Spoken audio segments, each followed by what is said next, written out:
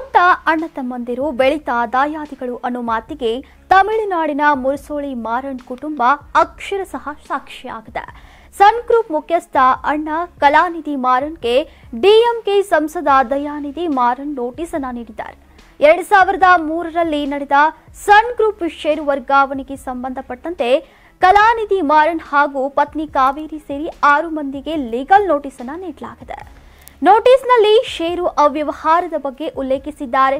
ನಿಮ್ಮ ಅವ್ಯವಹಾರಗಳನ್ನ ಸರಿ ಮಾಡಿಕೊಳ್ಳಿ, ಇಲ್ಲದೆ ಹೋದ್ರೆ ಸನ್ ಸಮೂಹ ಸಂಸ್ಥೆ ಮಾಲೀಕತ್ವದ 37 ಟಿವಿ ವಾಹಿನಿಗಳು, ಪತ್ರಿಕೆಗಳು, ರೇಡಿಯೋ ವಾಹಿನಿಗಳು, ಸನ್ರೈಸರ್ಸ್ ಹೈದರಾಬಾದ್ ಐಪಿಎಲ್ ತಂಡ ಹಾಗೂ ಸ್ಪೈಸ್ ಜೆಟ್ ವಿಮಾನಯಾನ ಸಂಸ್ಥೆ ಸೇರಿ ಹಲವಾರು ಅವ್ಯವಹಾರಗಳನ್ನ ಸ್ಥಗಿತ ಕೋರಿ ಕೋರ್ಟ್ಗೆ ಹೋಗೋದಾಗಿ ಎಚ್ಚರಿಕೆಯನ್ನ ಕೊಟ್ಟಿದ್ದಾರೆ. ಕಂಪನಿಯ ಪಾಲುದಾರರಿಗೆ ತುಂಬಲಾರದ ನಷ್ಟವಾಗಿದ್ದು ಅವ್ಯವಹಾರವನ್ನ ಸರಿಪಡಿಸಿ ನಷ್ಟವನ್ನ ತುಂಬಬೇಕು ಅಂತ ಹೇಳಿದ್ದಾರೆ. ಇನ್ನು ತಮಿಳುನಾಡಿನ ಪ್ರಸಿದ್ಧ ಉದ್ಯಮ ಸಂಸ್ಥೆ ಸನ್ ನೆಟ್ವರ್ಕ್ 2003ರಲ್ಲಿ ತಂದೆ ಮುರಸೋಳಿ ಮಾರನ್ ನಿಧನದ ಬಳಿಕ ವಿವಾದ ಶುರುವಾಗುತ್ತೆ. ತಂದೆಯ ಡೆತ್ ಸರ್ಟಿಫಿಕೇಟ್ ಕೈ ಸೇರೋ ಮೊದಲೇ 12 ಲಕ್ಷ ಷೇರ್ಗಳನ್ನ ತನ್ನ ಹೆಸರಿಗೆ ವರ್ಗಾವಣೆಯನ್ನ ಮಾಡಿಕೊಂಡಿದ್ದಾರೆ.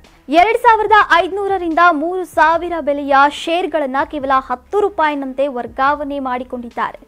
ಪಾಲುದಾರರ ಅನುಮತಿಯನ್ನ ಪಡೆದಿಲ್ಲ.